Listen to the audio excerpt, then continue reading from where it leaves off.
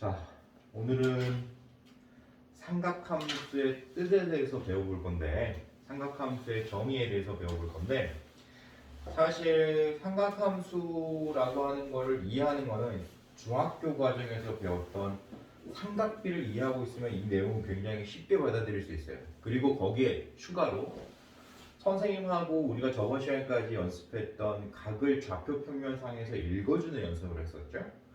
그게 결합이 되면 이 내용은 굉장히 쉬운 내용으로 바뀌게 되는 겁니다. 여기 나와 있는 대로 그대로 배울 필요는 없어요.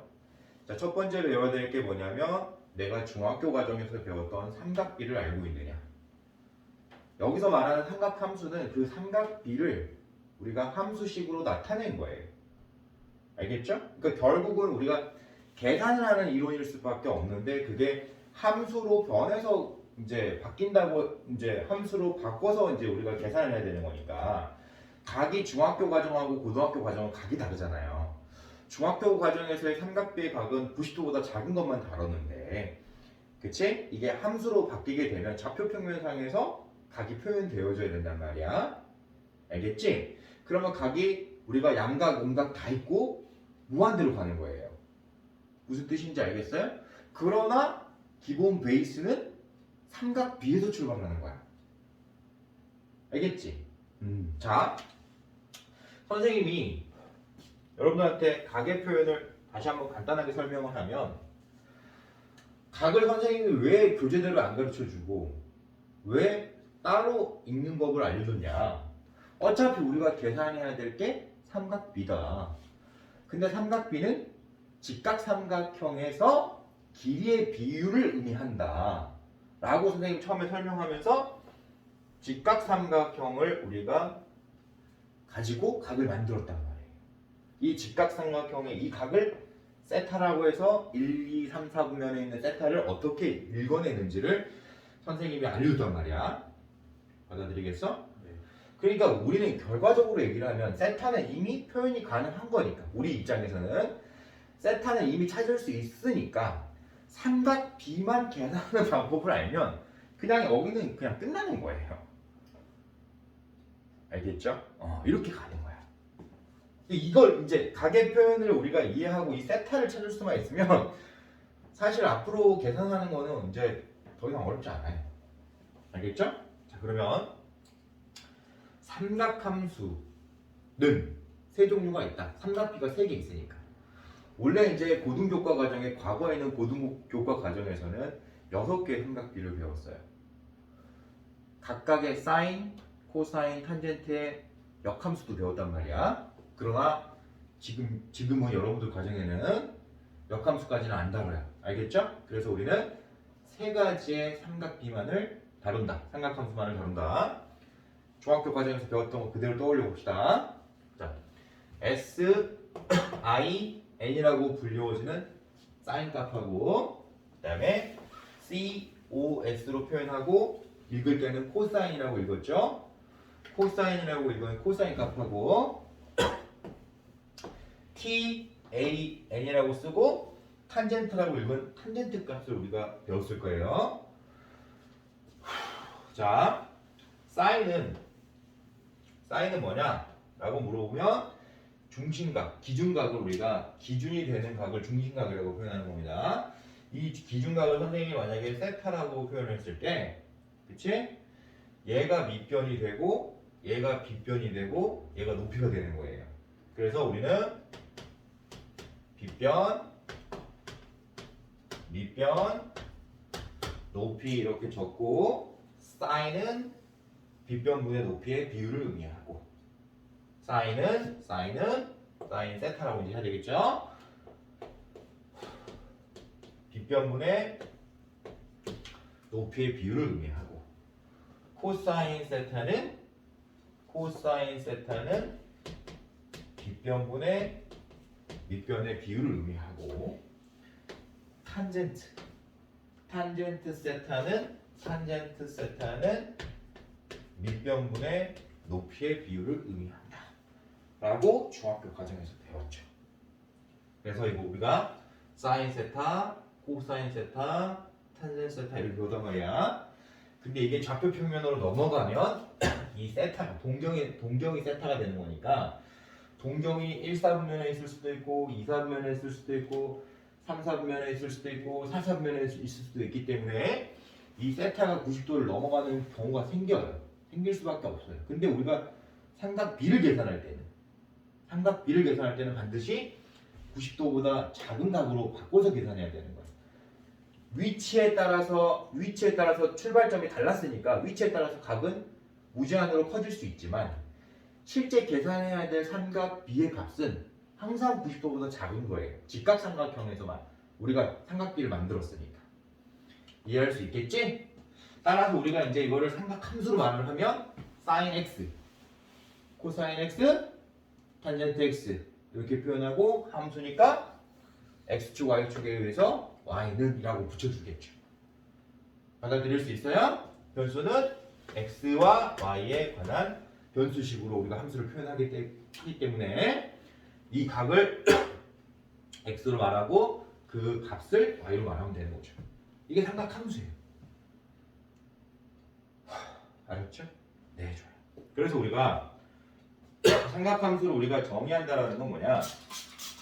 사실 여러분들 교재에 있는 140페이지에 있는 저 내용은 사실은 삼각함수를 정의한다는 게 아니라 우리가 기존에 배웠던 삼각 B를 이제 우리가 그냥 표현한 거라고 생각을 해줘야 되는데, 그치?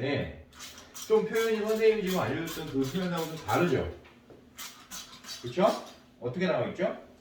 y분의 r분의 y, r분의 x, x분의 y 이런 식으로 표현이 되어 있죠.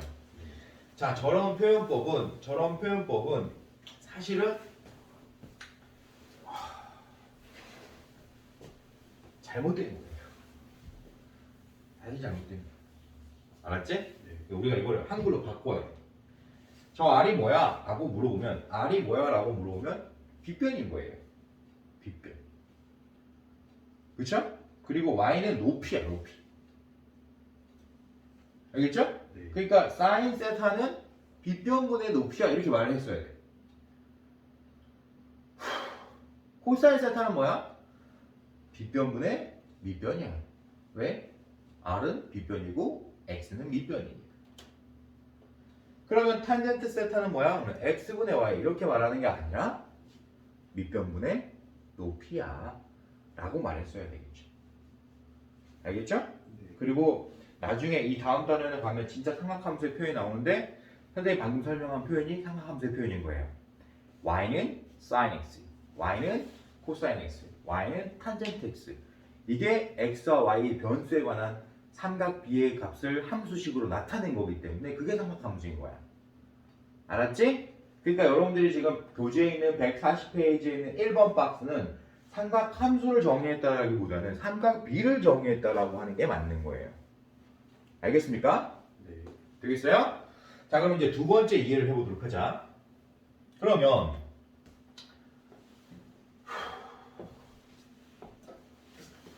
동경이 1사분면에 있을 때는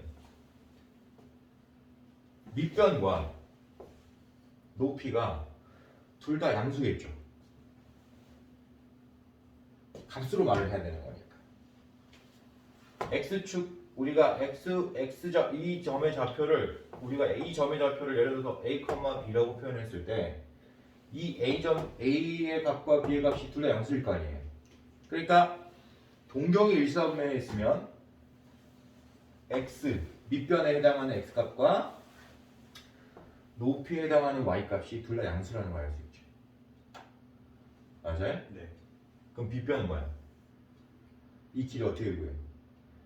당연히 원점하고 이 점하고의 거리를 이용해서 구해야 되는 거니까 당연히 제곱하고 더한 다음에 제곱을 써야 되지. 그러니까 이 빗변에 해당하는 이 길이는 항상 양수일 수밖에 없는 거예요. 이게 음수가 나오면 안 되는 거야. 제곱을 한 다음에 더해서 제곱근을 구한 거니까. 받아들여? 항상 선생님 다시 한번 얘기하지만 직각삼각형에서 삼각비를 읽는 거예요. 알았죠? 그럼 동경이 이사분면에 있다. 너 동경이 이사분면에 있었다라고 하면 우리가 이 동경을 읽을 때 이 각을 읽는 게 아니라고 했잖아. 여기서부터 여기까지를 읽는 거라고 말을 했잖아요. 근데 저걸 표현할 때 선생님이 어떻게 표현했었죠? 파이 마이너스 세타로 표현했단 말이에요. 여기가 세타가 되도록 표현했어요. 왜? 다시 한번 얘기하지만 동경이 이사분면에 있을 때 이 직각삼각형을 만들 수 있어야 되는 거예요. 저런 직각삼각형을 생각할 수 있어야 되는 거예요. 받아들일 수 있어요? 그러면 1사분면에 있을 때와 2사분면에 있을 때는 서로 대칭이 되도록 선생님이 설명해 줬기 때문에 이 점의 좌표는 자연스럽게 마이너스 a, b로 바뀌게 되는 거예요. 맞죠? 그러면 이 밑변의 길이에 해당하는 x좌표가 음수로 바뀌었다는 걸 알 수 있겠죠. 삼각비 계산할 때 x좌표가 음수로 바뀌었다는 걸 알 수 있겠죠. 높이는 여전히 암수다. 자, 다시 원점 대칭이라고 설명해도 좋고, 알았죠? 또는 너를 x축 대칭했다라고 설명해도 좋아요. 어찌됐든 이게 세타가 되도록 계속 각을 유지할 수 있어야 되는 겁니다. 그러면 이 세타를 만들어주는 그 동경위에 있는 임의의 점을 선생님이 이제 뭐라고 표현하는 게 맞겠어요?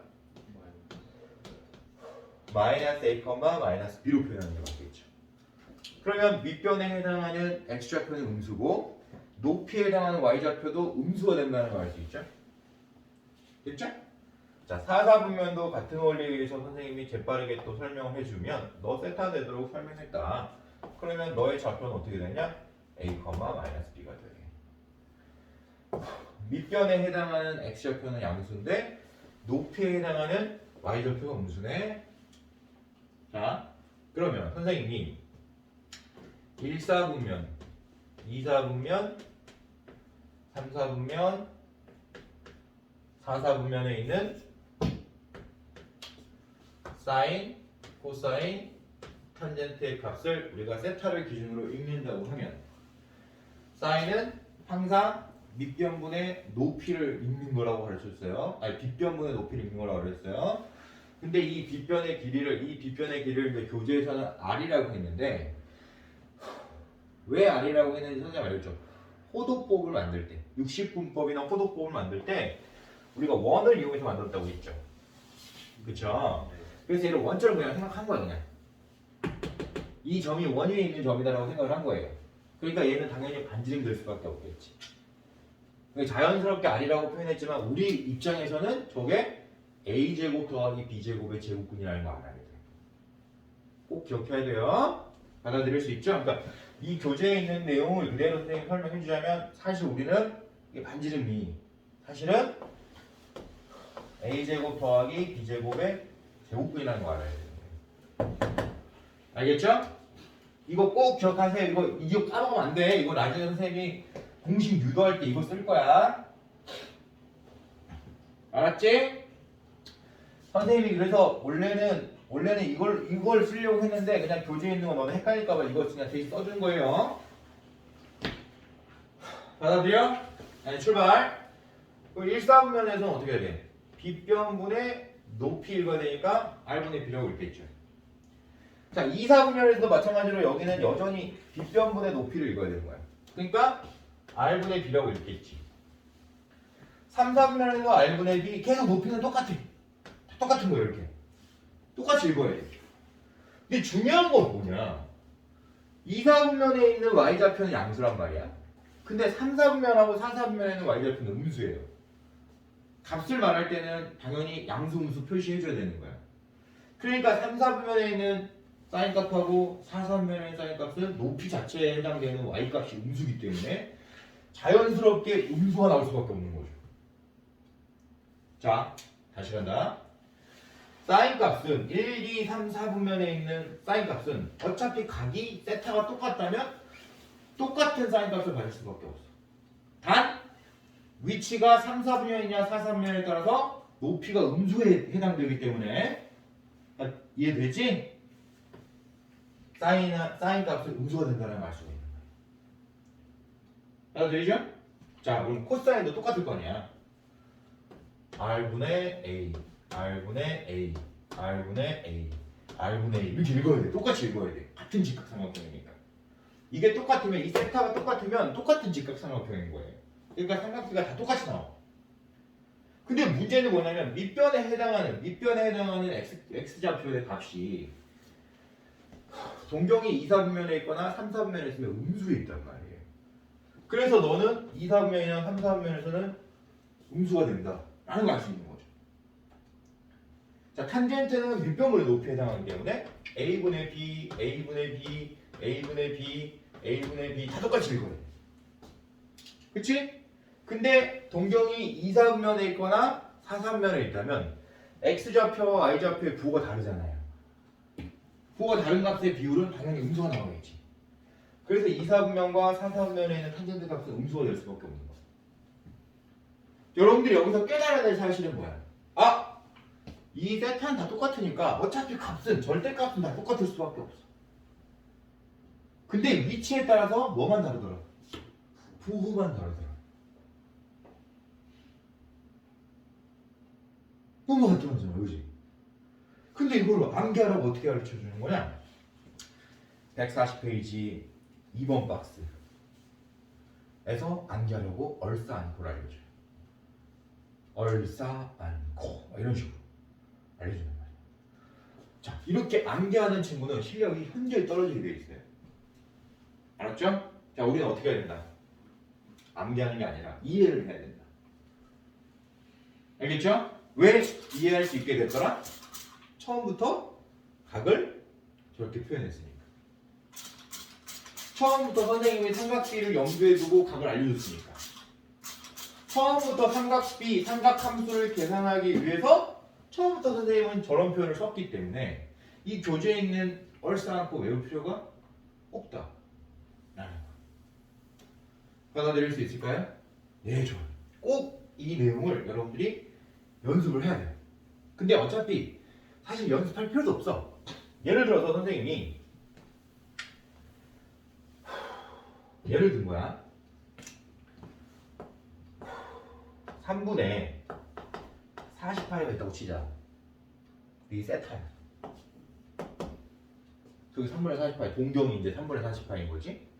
그때 야 사인 세타랑 코사인 세타랑 탄젠트 세타의 값 물어봐 그랬단 말이야.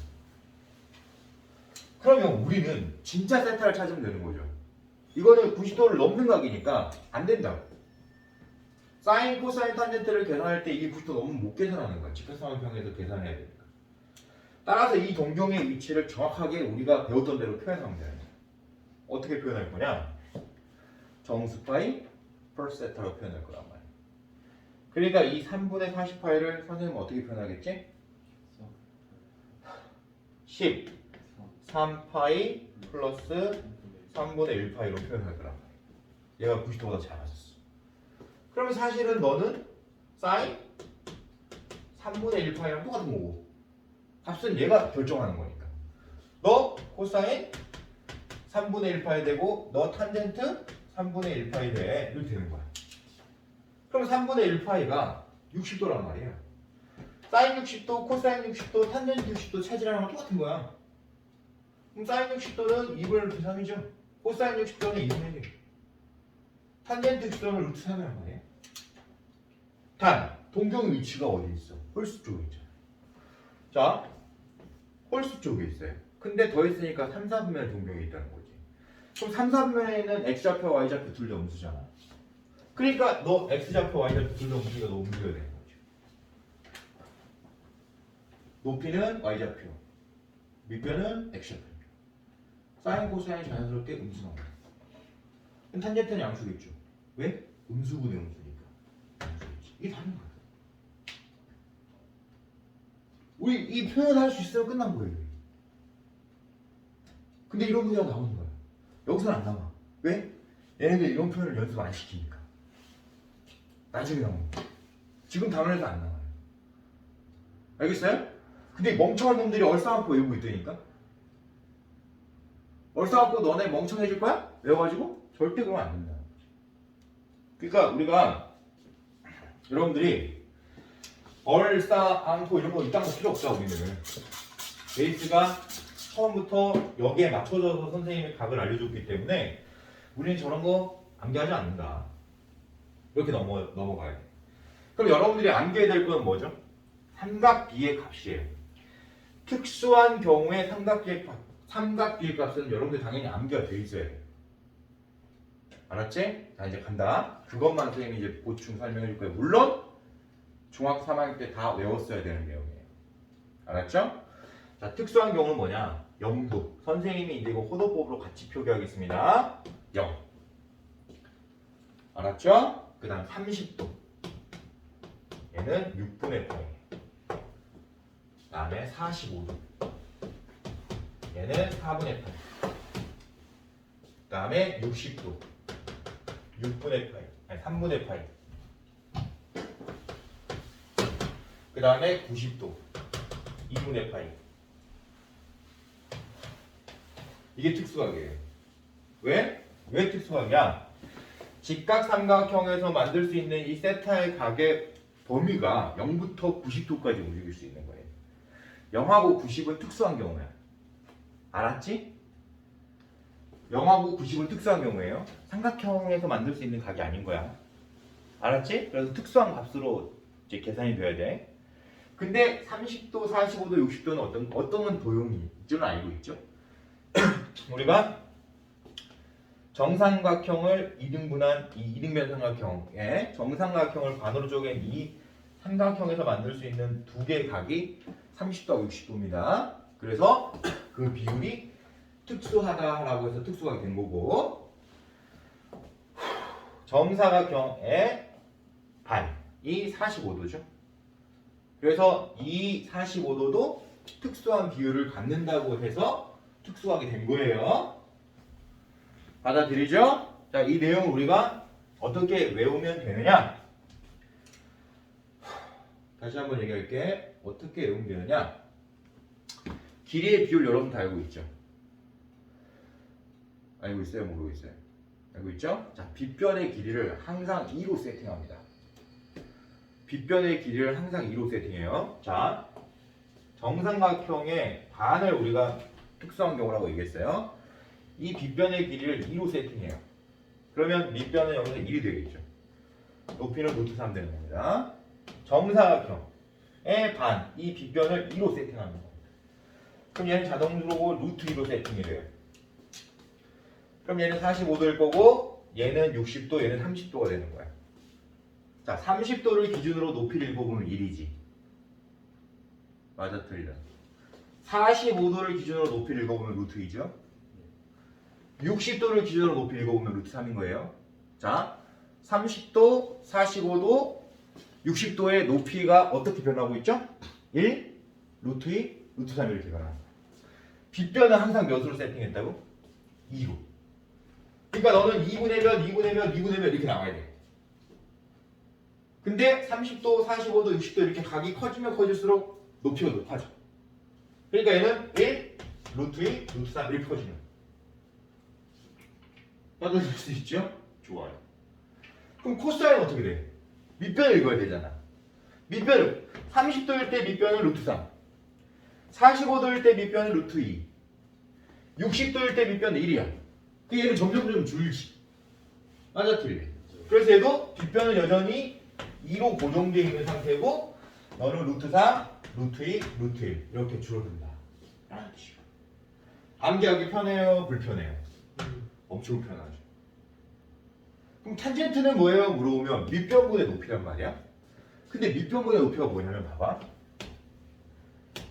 빗변분의 높이랑 빗변분의 밑변이 코사인하고 사인이야. 코사인분의 사인 읽어보세요.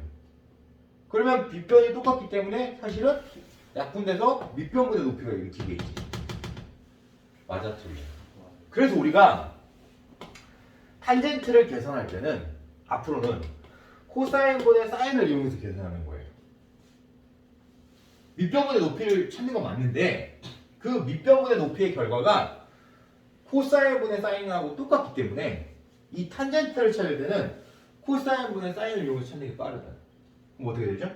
루트 3분의 1, 루트 2분의 루트 2.